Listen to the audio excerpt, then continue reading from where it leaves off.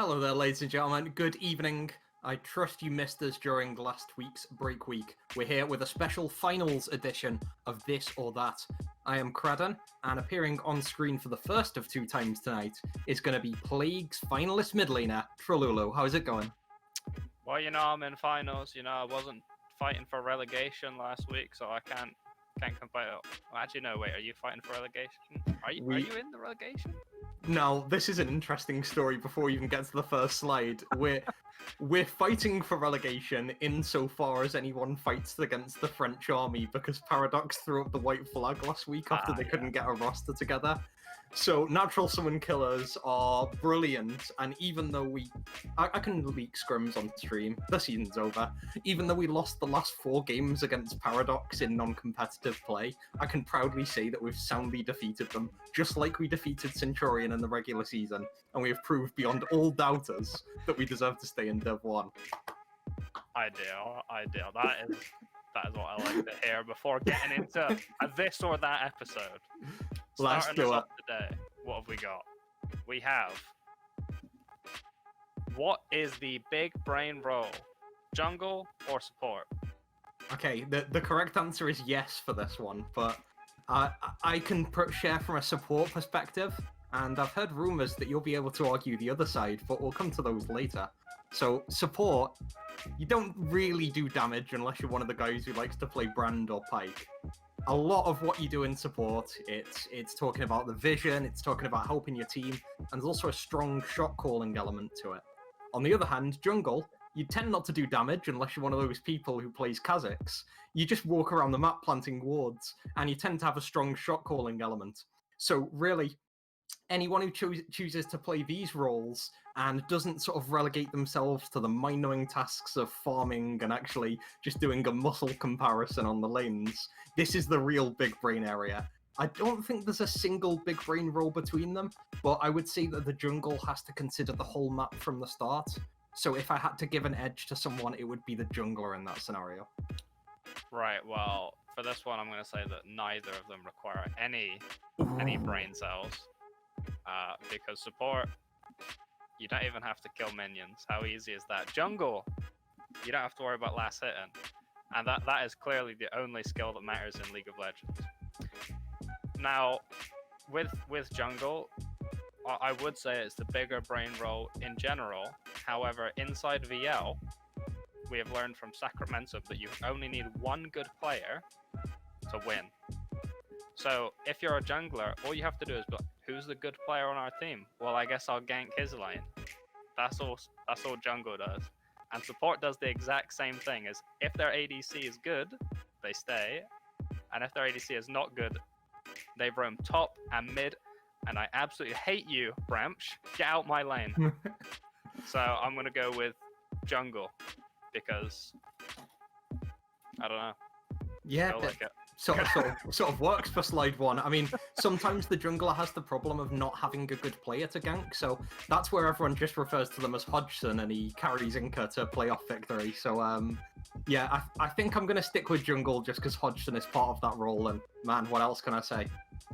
Yeah, I think both of Plague's jungle and support are brain dead, so I can't really... I'll say Lordia's probably got the bigger brain. More We take developed. Alright, on to the next one we go. What is the best nerf, Death's Dance or Yuumi? I love the Yuumi picture, and I like the one where Yuumi was released and one of the posters on Reddit was like, you know what if Yuumi had a gun? And just a lot of the pictures that were around were just Yuumi with a gun, and a lot of flavor phrases like, what if the cat appeared in lane and instead of casting a heal on you, poured a warm hot cup of lead for the enemy? So you can search those up if you like. Yuumi is, if you look on my champion proficiency spreadsheet in NSK, I'm going to leak it to you if you want, but you'll get nothing from it. It's just what champions I feed on the least. Yuumi is at the bottom.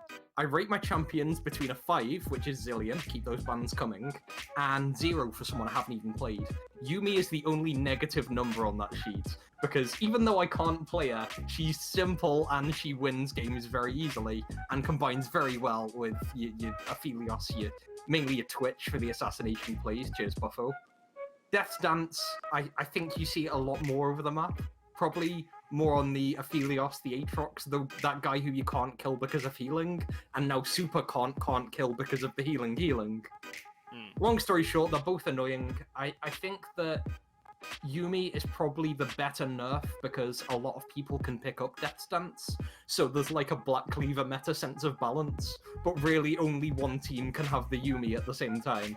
So I think the best nerf is Yuumi, but the real answer is both. I had a thought on this, but I've just completely forgotten it. So I'll revert to my original answer. I'm very glad that Yuumi got nerfed because every single Yuumi I've ever played with has been useless, right? They've been make the lane 1v or I have to 1v2 lane, and then they say, wow, this ADC's an idiot, he couldn't 1v2 lane, so he goes and attaches to my Death Stance top laner who just 1v5s the game, and I'm sitting there like, well, I shouldn't have even played this game. So, but which do you nerf in that scenario? They're both combined in one stack. Well, here's the good thing, is that the solution is that nerfing Yuumi lowers her play rate, so I don't have to deal with Yuumi players, and 2, she's less annoying for the enemy team when she's on my Death Stance top laner. So I'm gonna have to go, and Death Stance, I don't really care about that item. I think it's, it gives a lot of stats. It's kind of like Trinity Force, I guess, you know? When it's good, it's really good. And when it's not good, it's pretty meh. Not worth the gold. But then Yuumi, like, if you have a Riven playing Death Stance and they don't know how to play the game, then they're not going to really do too well with it. If you have a Yuumi who's not too good but has access to a keyboard and 2 prehensile digits, then you're probably going to do well. That's the crux of mine. Yeah, I mean, I don't like Yuumi at all. I hate that champion, that stupid cat. So I'm gonna say Yuumi's the better one to be nerfed. Wait, what was your answer? Did you say Yuumi as well? Yeah, definitely Yuumi. Okay, all Yuumi players can go and do something, which I shouldn't really repeat on a VL stream. something rule 5. Yeah, there we go. Yeah, alright, moving on. We've got, what is more meta, a Mumu mid or Qiyana support? Now, are those screenshots from both of your gameplay? Now, you've done both of these. The left side is me and the right side is Bramsh.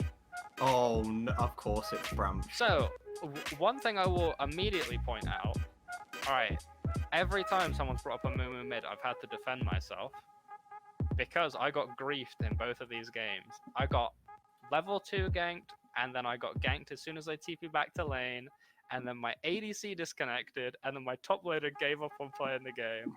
And then I got ace on op.gg because I was the only one still playing the game by the end. Is that a 14-minute defeat? It is, because everyone was in Fountain except for me. Oh man. Like, yeah. I've had those disconnect games before, but normally someone comes back after 5 minutes. Sometimes you're just there, appropriately crying in mid lane. The ADC didn't even say anything. I died the second time, he just instantly, he was in the middle of a fight bot lane, he just disconnected and just never came back.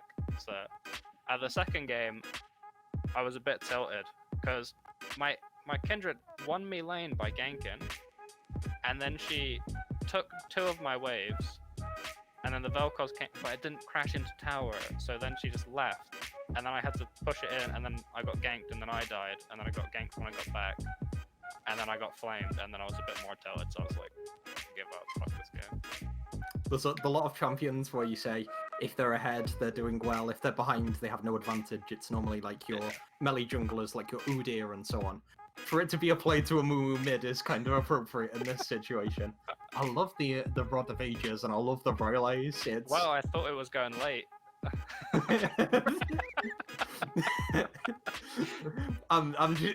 That writes itself. So that's ranked solo 24 days ago, which incidentally is more recently than Bramsh played his last ranked game. So we're gonna take those. Wow. Not true anymore, but so yeah. Well, I to be honest, in Bramsh's defense, I actually don't mind Qiyana support. I think if someone played, I've played a bit of Zed support. It's probably a bit worse than Qiyana support because Zed has absolutely 0 CC, whereas Qiyana has 2 pieces, which is the River Q and her ulti. I don't think it's actually as bad as it sounds. So I would go with that Kiana support is probably a bit more meta, as you can tell by him still testing it after 2 losses in a row, whereas I instantly gave up, realizing it's not happening. I like how both the aces as well, so ace being the OPGG term for being the most valuable player on the losing team.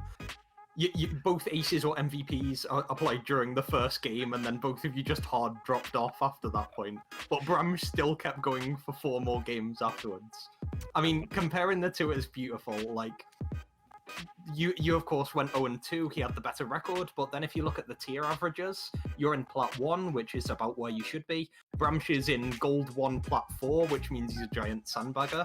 So maybe the fact he's winning games has something to do with that. He's gone for the Ignite Electrocute, so the whole thing is just, should you put CC where damage should be, or should you put damage where CC should be instead? Yeah. And as a support, I don't want to play Kiana, and I don't want to be playing against the Kiana. Kiana support is very good at smashing people, very good at getting the instant damage, but if you've got coordinated team... Oh, I said VL, didn't I? Amumu mid, let's move on. Right, yeah, I'm going Kiana support, because it's... yeah, okay, right, yep, next slide we go. Let's move. What is the biggest tier jerker? The MC dog dying or the successor video? Personally, I haven't seen the MC dog dying. I'm not too involved with the Minecraft server of VL. But the successor video, man, it got my heart racing when I thought Joycey was gonna give the server to Callie. I thought it was doomed. So I had Silverback in my head when that happened, but I really like not only the announcement, it's sweet as hell, and I wish him all the best. I also love the timing of it. Just, I'm gonna pass this on to my successor, and then psych at the end. It was about as clickbaity as you could have made that announcement. But I think you can have clickbait in those sort of important moments in your life. So, with this or thatting aside, it's great to have Joycey announce that. I wish him and his mini Joycey and family all the best. The fact that he won't be able to, even with his nurturing skills, produce a support as good as me is disappointing, but that's really not the point of this video. So let's move on to the Master of Ceremonies dog dying, and I'm not too sure what that is. I know it's a dog in Minecraft graphics. Don't know if it's an important one. Did it die of too much tears? probably someone just punched it. That's what you do in Minecraft, I think. I don't know how dogs die. I'd never thought they could die. So maybe just got maybe got corona or something. You never know. Yeah, corona is really the biggest scourge of the Minecraft world. You've got ender dragons. Yeah. You've got the I don't know, creepers. You've got, I don't know, giant flaming guys with chainsaws. I haven't played Minecraft much, but yeah, it's really a nice circle of life theme we're going. Sometimes life passes away. Sometimes life is brought into the world. We're all part of this great adventure, and I think most importantly, the philosophical message that we can take is thank fuck that Callie is not going to be owner of VL. Yeah. All right. Glad we agreed that I assume we're agreeing that the successor video is the bigger tearjerker than this dog we've both never heard of. By a mile would be an understatement. All right. Moving on, we've got the biggest community loss. Bauer or wait, is Asco gone? Yeah, I was going to say is Asco gone, which immediately answers the question. Or does it? Because is Bauer's loss positive or negative? I mean, I'm gonna have to say it's negative. Yep. I've always said that in every Discord you need at least one Rat IRL fanboy. That's been my philosophy on life. Whereas I've never said you need at least one Vengeance team owner. Don't roll off the tongue quite as well, you know. Yeah, it's not really one of the 10 commandments, unlike the first one. I mean, Bauer, he's a really cool guy to do racing with. So we've done some ACC, we've done some F1 together. Asco I haven't really had any interaction with, and if he can make Vengeance, then fair play. Shows he's done at least a good job at team owning. I think he actually planned at one point to manage a second team or senior Vengeance or whatever it was going to be called. But Yeah, Bauer, as much as it's a giant meme with him quitting before playoffs, mental booming, and then doing the CY@ sign, if he's actually gone, I'm gonna miss him. Like we've got a budget Bauer Stuhlbend in F1, and he can't replace Bauer. He can be a good guy in his own right, but I can't imagine someone just being that same Rat IRL fanboy that you were talking about. Asco, as much as I'm sure he's a good guy, I don't know that. I haven't had any interactions with the guy, so yeah, seems good. Seemed to make good memes because I think he contributed to a lot of this or that. Hope they both come back. Yeah. I think Bauer will come back. I don't think you can ever quit League. I think it's when League's sucked all the life out of you, that's when it gives up on you. You don't quit. So, And then you just get more life and then immediately give it back to the soulless Riot Tencent monster. Exactly. Yeah. But Bauer's a big loss. Asco, I only ever interacted with Asco once, so I can't say too much about that. But Bauer, I quite like Bauer. He gives me someone to flame. Quite happy with that. Alright, moving on. We've got most likely to disband, Centurion or Plague. Oh, this is good, because in case anyone's been living under a rock for the last 3 weeks, these are our finalist teams tonight who you're about to watch on this stream. So, Centurion had Drigger. Drigger was always the driving force behind Centurion, and he went big boy mental boom. I think he's only just come back onto the Discord in the last week or so, but he very much moved down to Centurion Academy in the running there, Kiz being the one that went into charge of the senior team. And on the Centurion senior team, Kiz liked running the team. He seems to be a good enough leader. I viewed him as a loudmouth insult guy when we first played, that's a term. And I see him now as quite a nice guy, quite a capable leader, and doing a great job at running a team on and off field. However, I don't think he wants to run a team called Centurion because that's Drigger's idea, and I don't know if he's centrally involved. Flip side, Plague, you're all going to turn Diamond. What's the point? New team. Yeah, well, that was pretty much going to be my point is, I mean, Agratar said Lordio's the biggest sandbagger in Valorant League. He's only a small 400 games deep into Plat 4, so he's probably about to hit Diamond any second now.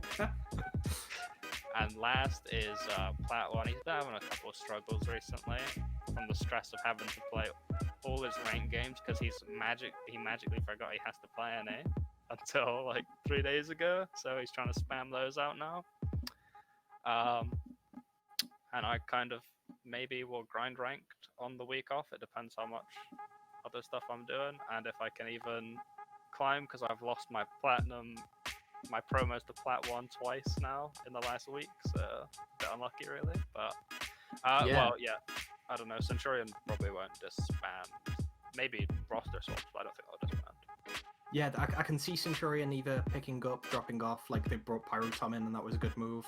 I can see them changing name, but not disband. And I'm not sure of the rules, but I'm pretty sure if the same players were to sign up under a different name, let's go for Horizon Dawn, because that's what it should have been called, then maybe they'd get accepted. They won't disband. Plague, on the other hand, as great as they are, as likely as they are to get a second win in a row, you've got big potential Diamond threats and players that maybe want to move on. It says a lot that at the top of VL in Division 1, the 7 teams, Paradox have gone boomy woomy. Plague and Centurion have really strong change rumours around them. The most secure teams are actually the guys in the middle and semi-bottom if you look at NSK.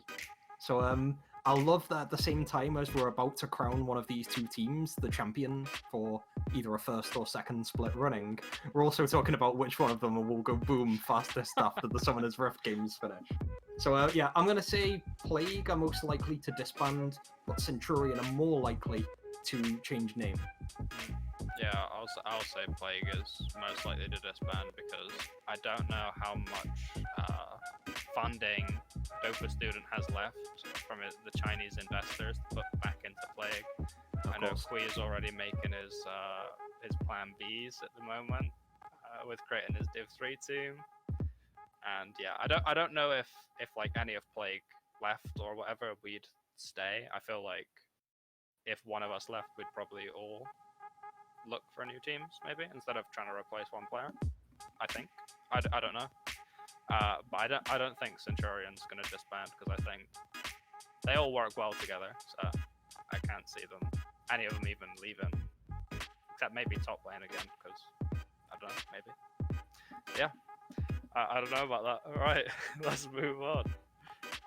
So which would you rather fight?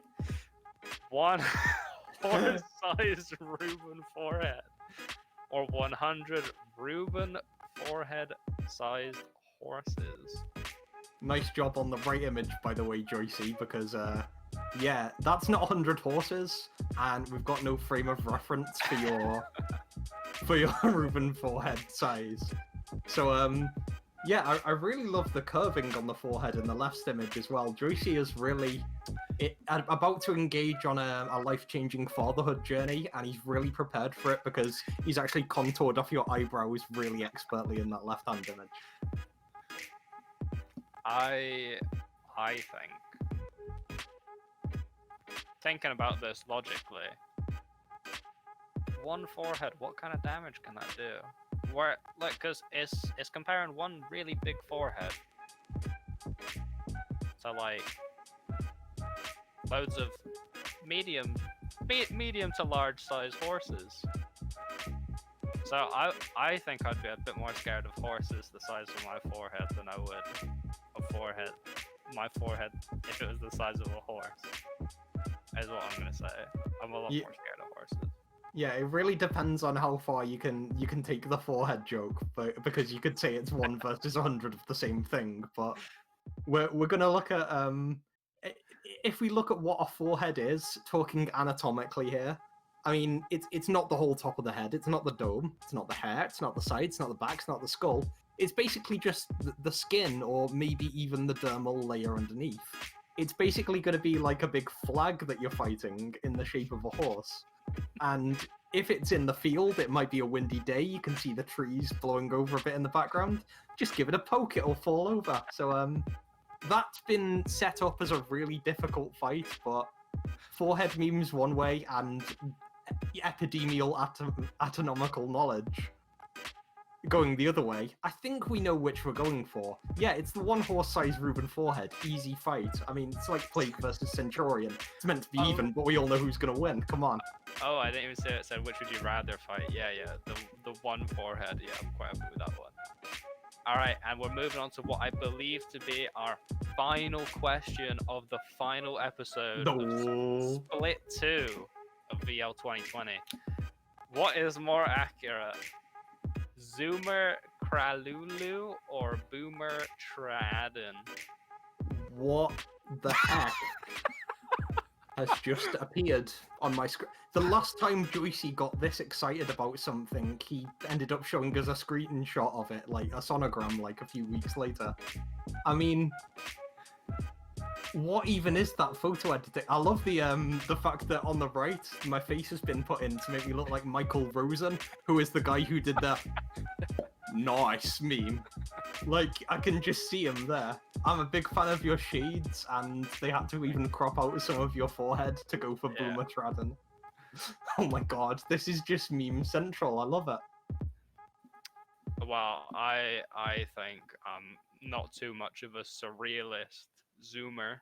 I like to think of myself as a traditional, you know, if I'm going into a game as Alistar, I ain't going for none of these new, like, I don't know, World Breaker or something skin as Alistar. I'm going Unchained to show everyone that I was an OG who liked the Facebook, no, it's not the Facebook page, it's subscribed to the YouTube channel back in 2012.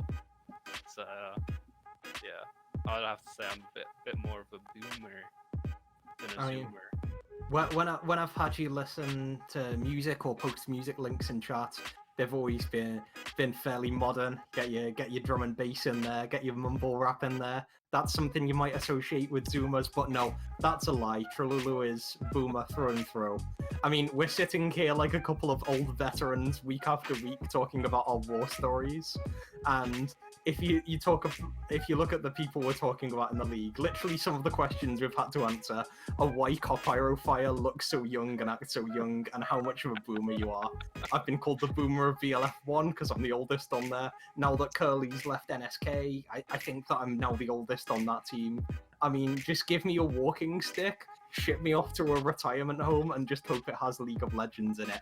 Ruben, there is still hope for you. You just need to pass that mantle on to someone else. Get someone older with you. I think Lordio's your best shot on this one. Call him the boomer, and then suddenly you'll be fine. You'll escape all of these jokes. But right now, we're the veterans. I think that will just make Plague turn into the retirement home more than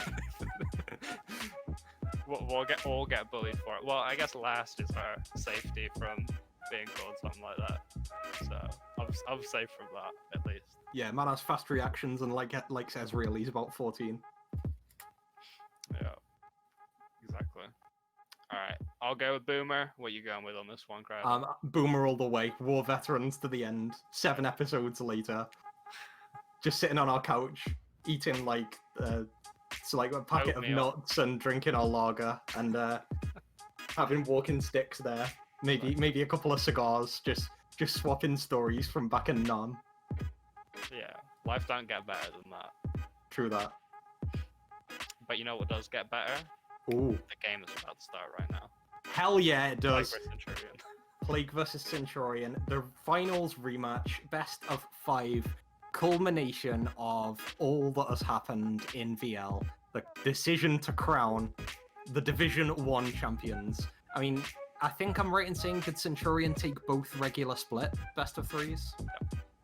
And so far Plague have taken the split 1 best of 5 finals. It's really going to be a marathon, and I have to do one thing before the series starts live on the night. I have to ask you for a prediction. Easy win, easy loss, hard fought? What do you think is going to happen? I think we can cheese a free win out game 1, so like we did last time.